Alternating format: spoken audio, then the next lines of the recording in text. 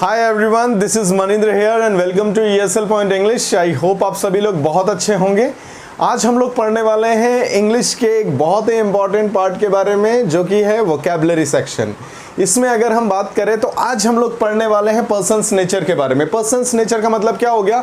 जो लोग हमारे आसपास में हैं या फिर जिन लोगों के साथ में हम कनेक्टेड हैं, उनका एक बेसिक एक नेचर है। अगर हम बात करें उनके अलग अलग नेचर हैं, तो नेचर को हम किस तरीके से इंग्लिश में बताएं, आज हम उनके बारे में बात करेंगे। और ये हमारे लिए बहुत ही ज़्यादा इंपॉर्टेंट होने वाला है। क्यों? क्योंकि हमारे आसपास में जो भी लोग हैं, अगर हम देखें तो उनका अपना एक पर्टिकुलर एक नेचर है। उन नेचर को हम आज इंग्लिश में बताना सीखेंगे कि किस तरीके से बता सकते हैं। तो आइए देखते हैं। सबसे पहले अगर हम देखें, सबसे पहले है एब्सेंट माइंडेड।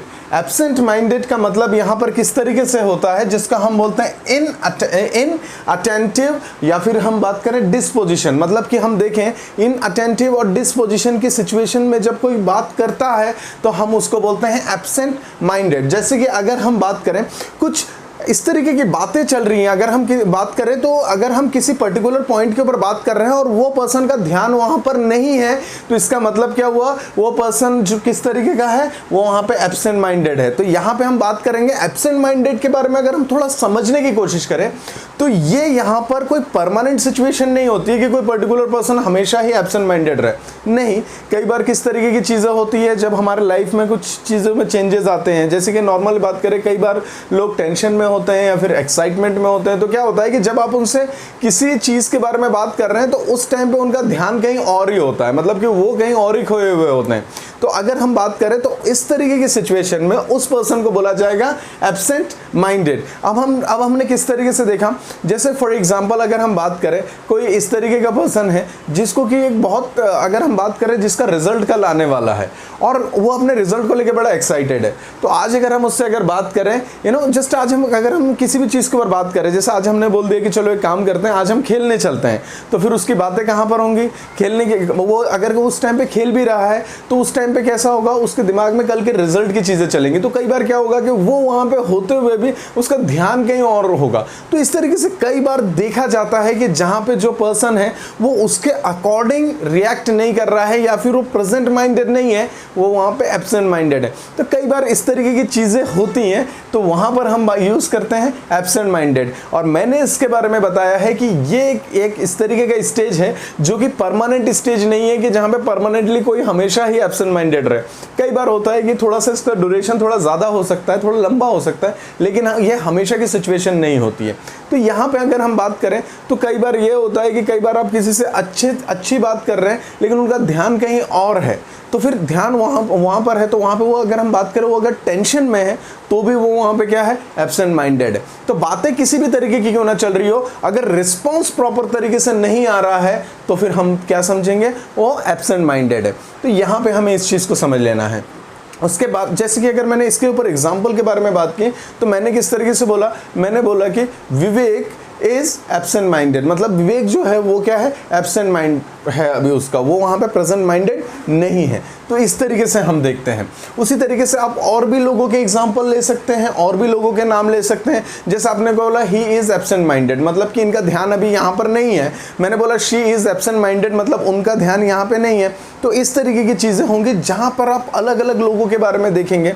आप एट ए टाइम पे आप बात करेंगे कि ये पर्सन जो है यहाँ पर एब्सेंट माइंडेड है, मतलब उसका ध्यान अभी पूरी तरीके से यहाँ पर नहीं है। तो कई बार हमारे साथ में भी इस तरीके की चीज़ें हो जाती हैं कि जब कोई हमसे किसी चीज़ के बारे में बात कर रहा है, उस टाइम पे हमारा ध्यान कहीं और है। तो अगर हमारा ध्यान अगर कहीं और है तो हम बोलेंगे कि just right now I am absent minded. तो इस तरीके की बातें हो जाती हैं कि हम अभी यहाँ पर 100% नहीं दे सकते हैं। तो जहाँ पे भी आप 100% नहीं दे पा रहे हैं, ऑब्वियस सी बात है कि आपका ध्यान कहीं और है, तो वहाँ पे उस चीज़ के लिए हम यूज़ करेंगे एब्सेंट माइंडेड। चलिए इसके आगे अगर हम बात करें तो यहाँ पर हम देखेंगे नेक्स्ट हमारा जो वर्ड है वो है बिग हेडेड। तो बिग हेडेड का मतलब क्या हो गया कि अगर हम देखें तो यहाँ पर है एरोगेंट। एरोगेंट का मतलब हो गया घमंडी। बिग हेडेड का मतलब कोई बड़ी सी चीज़ हमारे दिमाग में है, और उसके बाद में अगर हम देखें तो ये वर्ड से ही, ये अगर हम देखें तो ये वर्ड से ही हम इसको समझ सकते हैं कि बिग हेडेड मतलब कोई बड़ी चीज़ जो हमारे दिमाग में है, और हम जो है छोटी छोटी चीज़ों को देखकर अलग तरीके से रिएक्ट करते हैं।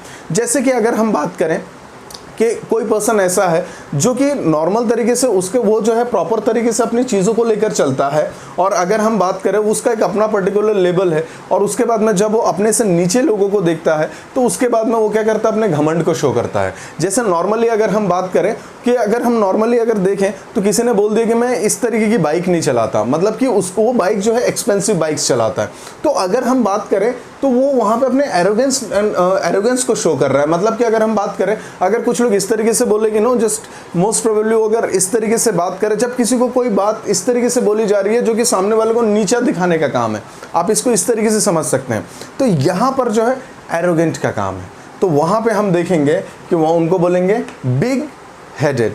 ठीक है, इसके आगे अगर हम बात करें तो that next is hot headed. Hot headed का मतलब क्या हो जाता है, जैसे क्विक टेम्पर्ड, या फिर अगर हम बात करें जो लूज टेम्पर्ड के लोग होते हैं, मतलब ऑल ऑफ सडन उनको गुस्सा आ जाता है, इसलिए बोलते हैं जैसे दिमाग गर्म हो जाना। अगर किसी भी बात पे अगर किसी का दिमाग अगर गर्म हो जाता है, कोई छोटी छोटी बातों पे गुस्सा हो जाता है, तो हम उसको क्या बोलते हैं, हॉट हेडेड। आपने कोई भी बात बोली और उसके बाद में उनको क्या हो गया, गुस्सा आ गया, तो फिर आपने देखा कि मैंने तो इस तरीके से बोला नहीं था, या फिर मैंने बस नॉर्मली बात की और ये पर्सन को जो है बहुत जल्दी गुस्सा आ गया, तो आप बोलोगे ही इज हॉट हेडेड। और वो पर्सन अगर हम बात करें, अगर वो एरोगेंट है, अगर उसके अंदर घमंड है, तो आप बोलोगे ही इज बिग हेडेड। अब यहाँ पे आप किसी का नाम भी लिख सकते हैं, आप यहाँ पे किसी जो पर्सन है उसके नाम को यूज करते हुए बोले।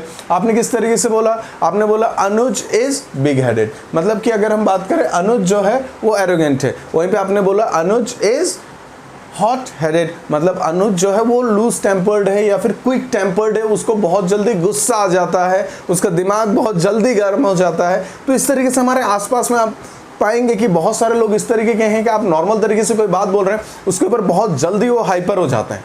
तो अगर इस तरीके की बात है तो वहाँ पर हम यूज़ करेंगे हॉट हेडेड का यूज़ करेंगे। चलिए आगे हम बात करते हैं, दिस इज नोजी।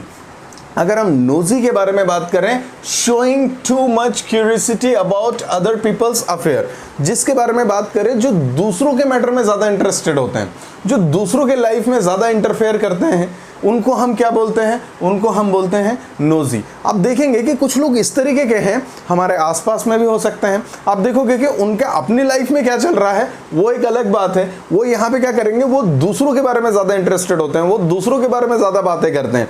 आपसे मिलेंगे और आपसे थोड़ी सी बात होगी, या फिर अगर हम बात करें, हम अपने दोस्तों से मिलते हैं, कई दोस्त इस तरीके के होते हैं, कई हमारे पड़ोसी इस तरीके के होते हैं, हो सकता है हमारे आसपास में हमारे फैमिली में ही ऐसे लोग हों, कोई बात नहीं, नेचर की बात है, तो यहाँ पे कोई भी हो सकता है। तो फिर हम किस तरीके से देखते हैं, हमने देखा कि वो जो है आपके बारे में बहुत ही लिमिटेड बात करेंगे और उसके बाद में दूसरों के बारे में बात करेंगे, या फिर आपके बारे में ही बात करेंगे।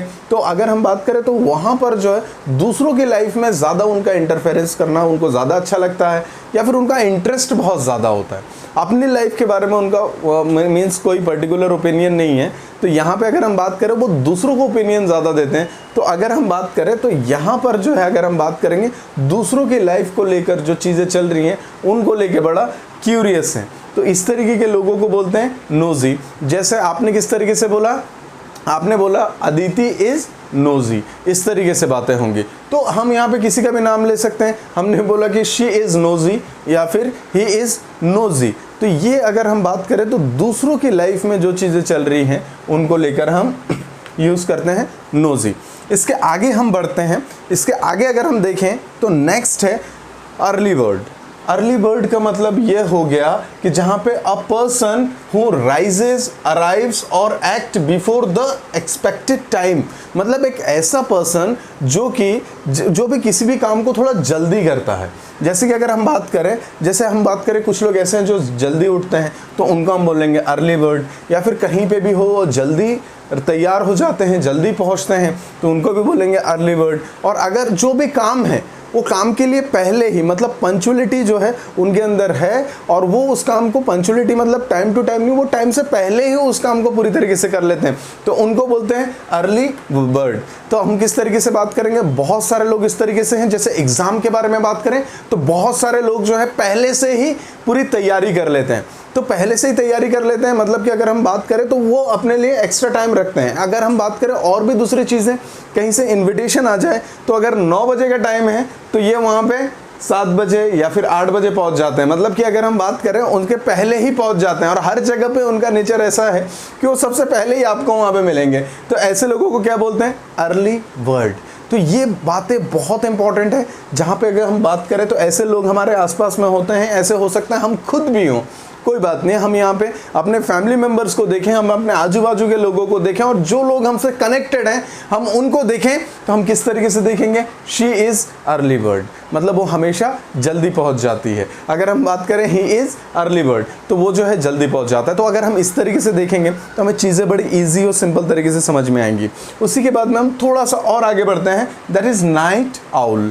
नाइट आउल का मतलब ये हो गया a person who is habitually active at night, एक ऐसा पर्सन जो कि नाइट में ज़्यादा काम करता है या फिर रात में जागा हुआ ज़्यादा रहता है। जैसे अगर हम बात करें कुछ इस तरीके के हैं, जैसे कि हम बात करें स्टूडेंट्स के बारे में बात करें, तो स्टूडेंट्स भी जो है वो रात को ज़्यादा पढ़ते हैं, तो हम उनको क्या बोलते हैं, अगर उनको बोल दो सुबह जल्दी उठने के लिए, तो सुबह जल्दी काफ़ी लोगों के लिए उठना थोड़ा सा मुश्किल होता है, तो वो किस तरीके से बोलते हैं, ही इज़ नाइट आउल। मतलब कि हम यहाँ पे देखें तो इसका मतलब क्या हो गया कि यहाँ पर जो ये उल्लू है, मतलब उल्लू मतलब रात को जागता है, तो हम इस तरीके के लोगों को बोलते हैं नाइट आउल। तो यहाँ पे वो सारे लोग जो नाइट पे ज़्यादा एक्टिव होते हैं, मतलब कि अगर हम बात करें सुबह लेट सोकर उठते हैं, और ये लोग जो है रात में ज़्यादा काम करते हैं, चाहे उनका जो भी वर्किंग है, काम की बात करें, अगर हम बात करें दोस्तों से भी बात करना है तो फिर वो लेट नाइट ही बात करते हैं। तो ये जो चीज़ें होती हैं, यहाँ पर हम बात करें तो यहाँ पर उनको बोलेंगे नाइट आउल। उसके आगे हम बात करें, next is dare devil. Dare devil का मतलब क्या हो गया कि यहाँ पर हम देखेंगे कुछ वो लोग जो बहुत हिम्मत वाले हैं, साहसी हैं। जैसे कि मैंने क्या बोला, a person who enjoys doing dangerous things, मतलब कि ऐसे लोग जिनके अंदर करेज है, जिनके अंदर गट्स है, जिनके अंदर पावर है, जिनके अंदर एनर्जी है, ऐसे लोगों को हम बोलते हैं डेयर डेविल। तो मैंने किस तरीके से बोला, जिनके अंदर हिम्मत है किसी भी काम को करने के लिए, तो हम वहाँ पे क्या बोलेंगे, जैसे अगर हमने बोला किसी भी डिसीजन को लेने का इनके अंदर हिम्मत है, तो हमने बोला a person who enjoys doing dangerous things means she is dare devil. हमने क्या बोला, ही इज डेयर डेविल। अब हमने यहाँ पे क्या देखा, नाइट आउल के बारे में भी बात करें, जो कि रात को जागते रहते हैं, तो हमने वहाँ पे एग्जांपल लिया, शी इज़ नाइट आउल, या फिर हमने बोला ही इज़ नाइट आउल। उसी तरीके से हमने बोला कि he is a daredevil या she is a daredevil. मतलब कि हम यहाँ पे बात करेंगे तो यहाँ पर हम बात करेंगे वो पर्सन जिसके अंदर हिम्मत है, करेज है, किसी भी काम को करने के लिए वो डरता नहीं है। तो इस सेंस में हम यहाँ पे यूज़ करेंगे डेयर डेविल। तो हम अपने आजू बाजू में देखें कौन इस तरीके के लोग हैं जो कि रियली में डेयर डेविल हैं। अगर वो है तो फिर हम वहाँ पे यूज़ करेंगे डेयर डेविल, जिनके अंदर हो सकता है हम खुद ही हैं, हो सकता है हमारे आसपास में हमारे ब्रदर सिस्टर दोस्तों में ढूंढिए और उनके बारे में फिर बात कीजिए कि he is a daredevil और she is a daredevil. Okay, चलिए नेक्स्ट हम लोग आगे आते हैं, that is troublemaker. Troublemaker मतलब कि अगर हम बात करें, ट्रबल का मतलब क्या हो गया कि हम नॉर्मली समझते हैं कि ये ट्रबल का मतलब होता है मुसीबत। अगर हम प्रॉब्लम के बारे में बात करें तो प्रॉब्लम मतलब होगी समस्या, मतलब कि थोड़ी कम होगी तो दैट इज़ प्रॉब्लम। अगर बहुत ज़्यादा है तो उसको हम बोलेंगे ट्रबल। तो अगर हम ट्रबल के बारे में बात करें तो इसको किस तरीके से समझेंगे, अ person who habitually causes problems, एक ऐसा पर्सन जो हमेशा प्रॉब्लम्स ही क्रिएट करता रहता है, मतलब कि जो प्रॉब्लम्स है उसका कारण ही वही पर्सन है, तो फिर ऐसे लोगों को बोलते हैं ट्रबल मेकर। मतलब कि ये दूसरों के लिए बड़ी प्रॉब्लम है। अगर हम कोई भी काम करना चाहें तो हम देखते हैं कि ये पर्सन बीच में आ जाता है और उसके बाद में आगे जो है एक मुसीबत खुद अपनी प्रॉब्लम को बताने लग जाता है, खुद ही मुसीबत हमारे लिए बना हुआ है। कई बार इस तरीके से होता है कि हम कुछ काम करना चाहते हैं और हम देखते हैं कि हमारे साथ में जो लोग हैं वो लोग खुद ही जो है वो प्रॉब्लम मेकर बने हुए हैं या फिर ट्रबल मेकर बने हुए हैं, वो खुद ही जो है मतलब मुसीबतें पैदा करते रहते हैं। तो इस तरीके के लोगों को हम बोलते हैं ट्रबल मेकर। तो आप इस तरीके से आपको देखना होगा कि हमारे आजू बाजू में कौन ट्रबल मेकर है। सॉरी, नेक्स्ट अगर हम बात करें that is couch potato. Couch potato का मतलब इस तरीके से यहाँ पे आलू की बात नहीं हो रही है, यहाँ पे हम देखेंगे किस तरीके से हो रहा है। अ person who watches a lot of TV या टेलीविजन, एक ऐसा पर्सन जो बहुत ज़्यादा ही टीवी देखता है, मतलब उसकी आदत बहुत ज़्यादा है। इस तरीके के लोगों के बारे में बात करें तो हम देखते हैं मोस्ट प्रोबेबली कई लोग रात को जो है वहाँ पर रात को जो है बहुत ज़्यादा टीवी देखते हैं, या फिर दिन में अगर वो बिजी हैं तो ठीक है, ना तो दिन में भी टीवी देख लेते हैं। तो यहाँ पे क्या होता है, मोस्ट प्रोबेबली इस तरीके के लोग होते हैं। तो इनको हम क्या बोलते हैं, नाइट आउल तो है ही हैं, और उसी के साथ में क्या है, कॉच पोटैटो। कॉच पोटैटो का मतलब इनका टीवी देखना जो है छूटता नहीं है। तो इस तरीके से हम देखेंगे वो, अगर हम देखें कहीं पे भी, अगर हम देखें कोई मूवी चल रही है उनसे रिलेटेड, अगर वो ओल्ड मूवीज़ देखते हैं तो कहीं पे भी ओल्ड मूवीज़ चल रही है तो बस टीवी के सामने बैठ जाएंगे। या फिर अगर हम बात करें वो नई मूवीज़ देखते हैं तो जब नई मूवीज़ चल रही है तो बिल्कुल वो देखना चालू कर देंगे। कई बार इनके साथ में ऐसा होता है कि ये एक मूवी को 4 बार 5 बार 10 बार तक देख लेते हैं तो भी इनको देखना होता है। तो मतलब कि अगर हम बात करें तो ऐसे लोग हमारे आसपास में बहुत ज़्यादा हैं, उनको हम बोलेंगे कॉच पोटैटो। जैसे अगर हमने बोल दिया my uncle is a couch potato या फिर ही इज़ अ कॉच पोटैटो, इस तरीके की बात होगी, तो यहाँ पे हम उनको बोलेंगे कॉच पोटैटो। ओके, नेक्स्ट हम लोग आगे बढ़ते हैं। नेक्स्ट हमारा है एम्बिशियस। एम्बिशियस का मतलब हो गया showing a strong desire and determined to succeed. अगर हम बात करें तो मतलब कि एक ऐसा पर्सन जो कि, अगर हम बात करें जो महत्वाकांक्षी है या फिर उच्च आकांक्षी है, कि जिसको कुछ पाना है, जिसको कुछ करना है सॉरी, उस पर्सन को हम बोलते हैं एम्बिशियस। तो एम्बिशियस का मतलब क्या हो गया, जिस तरीके से हम समझते हैं कि एक ऐसा, अगर हम बात करें जो भी लोग काम कर रहे हैं तो वो जो है वो कुछ पाने के लिए ही काम करते हैं। मतलब कि अगर हम बात करें उनका एम्बिशन ही उनसे काम करवाता है, उनका गोल ही उनसे काम करवाता है।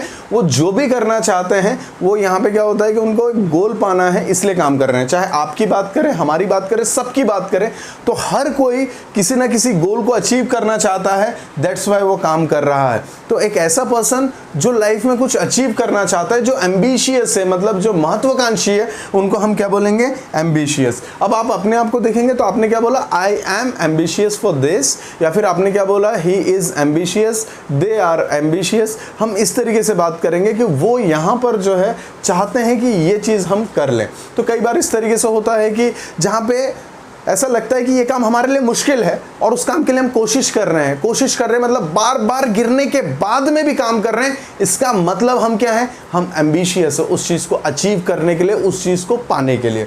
तो हम वहाँ पे क्या करें, किसका यूज़ करेंगे, एम्बिशियस। इस तरीके के लोगों को हम एम्बिशियस कहते हैं। तो ये बातें हमें याद रखनी है, बहुत ही यूज़फुल हमारे लिए है।